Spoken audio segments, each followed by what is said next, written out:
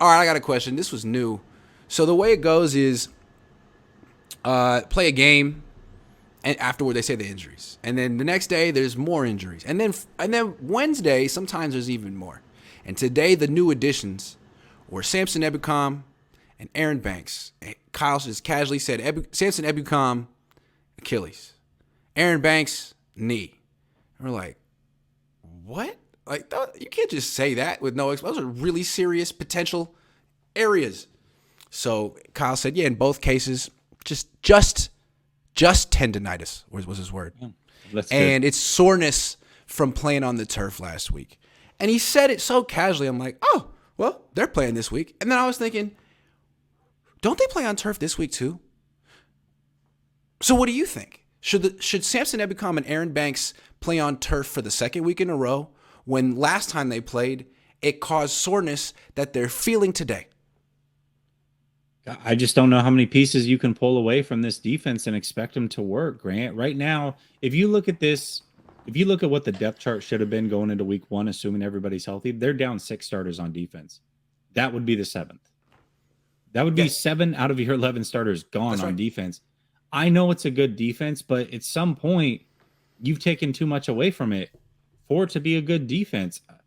I don't know if they can afford to. I would prefer to sit both of them. You've got Brunskill, who's healthy. He can step in for Aaron Banks. Ebukam, ideally, I would normally say yes, but you're already missing 3/4 of that defensive line. I don't know if they can afford to not. Grant, this one's but Jesse, think about it this way. Let me be the devil's advocate on this one. Samson Ebukam says, my Achilles hurts. And you say, look, I mean, we're already down Bosa, Armstead, Javon Kinlaw. We need you to gut it out week 6 and play through this Achilles pain on turf. I mean, he would, and probably nothing bad will happen. But what if he makes it worse? Now you feel bad. It's like, but at the same time, if he doesn't play, now you're down 4 starting defensive linemen. Are you going to lose to Atlanta? Because if you lose to Atlanta, who's to say you're going to beat Kansas City next week? I mean, things could get bad. It's a very interesting spot in the season. It's not a must-win game, but if you take away Samson Ebukam and Aaron Banks, this gets really, really interesting. All of this could be a close game.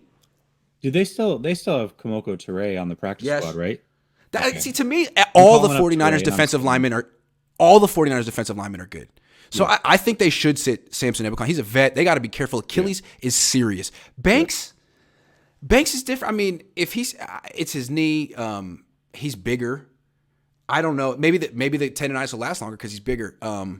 Without him, it's Blake Hance is the next man up. I've never seen Blake Hance play football. And then it could be Jason Poe from the practice squad. So that's one. I don't know if they can afford to be without Aaron Banks. But if it's his knee, you really willing to risk it all to beat Atlanta? I don't know. Yeah. Well, I'll say this: your Achilles has one thing, and it's a tendon. So if you have tendonitis, it's your Achilles tendon that is swelling. Is that thing going to snap? What's going to happen with that? Could. If your knee has tendonitis, that's a little bit different. It's not like it could be any number of things. ACL or what. That one is probably more realistic that you can make it in and out and be okay. But you have one thing down there in your Achilles. Yeah. It is the actual tendon. If it has tendonitis, I don't want him to play, especially if you have Kamoko Toure. So yeah, I guess as I talk through it, I don't know. I probably wouldn't play either one, but at some point it's too much. I know the Falcons are the Falcons, but dude, I know. I don't know, man. I know. It's the Niners could lose this game because not only will they potentially not have Ebukam and Bosa and Armstead and Kinlaw and Ward and Mosley, Robbie Gould. Mm-hmm. You know what I'm saying? Like, what if it's a close game because you're missing 8 starters and it comes down to field goals? And all of a sudden, whoever you picked up off the street this week is like the most important player in your team. Or it's Robbie Gould. Not quite 100%. You know what I'm saying? Like, this is a strange week. I think all of us were thinking, man, they're going to smash Atlanta. And they might. But this is not the Niners A team right now. This is the Niners B team. And they don't have a kicker. They don't have a starting defensive lineman. Whoa. I don't know. That's all I have to say. That's my analysis of the situation. This is definitely the 49ers JV team, no doubt about it. And that changes things. It really does change things. This is not your typical 49ers team. Their starting D-line could be Amenahu, Givens, Ridgeway, and Drake Jackson or Hyder. Yeah. Still really good though. It's still really good. With Jackson and Teray It's coming off still the bench. so good. What I'm concerned about is the offensive line.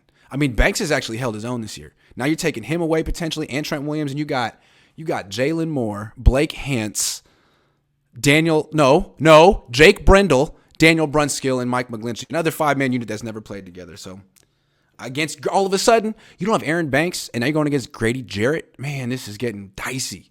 Bad matchups. What if you just start Burford and move Brunskill? Oh yeah, there's Burford. Yeah. Or you could move Brunskill to left. I don't know if you want to move. Yeah, that's a good point. I forgot. No, I would keep Burford at right and move Brunskill to left. I would start him. We just figured it out. Kyle, yo, it's a nickel. Actually, yo, him a nickel. I'm not taking it. Dustin says, who would you guys rather have on the edge to make a deep playoff run, Bosa or Adam Sandler from the Water Boy? He was a middle linebacker. Those were A-gap blitzes. Those were A-gap blitzes. Good. He was. Remember when the Niners drafted Reuben Foster and called him the Water Boy? Yeah. Yeah, I do remember that actually. That was funny. Dave Barclay says, Kyle seems very willing to get people hurt. I'm at a loss. It's like, these are your guys, and now what? Go get more, take care of your guys, and be good. Yeah, there's too much of a that's football attitude on this team. Like, this is what they signed up for. You can't prevent it. It's what happened. Oh, it was unfortunate. It was a very unfortunate injury. There's nothing I could do. Okay. Well, you're going to continue. He keeps calling it unfortunate, and you could say each injury is, but when the Niners are one of the most injured teams year after year after year after year, there is got to be a reason. You can't be unlucky consistently that long. That's not luck anymore. Yeah, at some point, it's not luck. It's something that you're doing. But we've talked about this. We talked about this leading up to last season, and we couldn't pinpoint what the issue is. So God knows what it is now. I have no idea.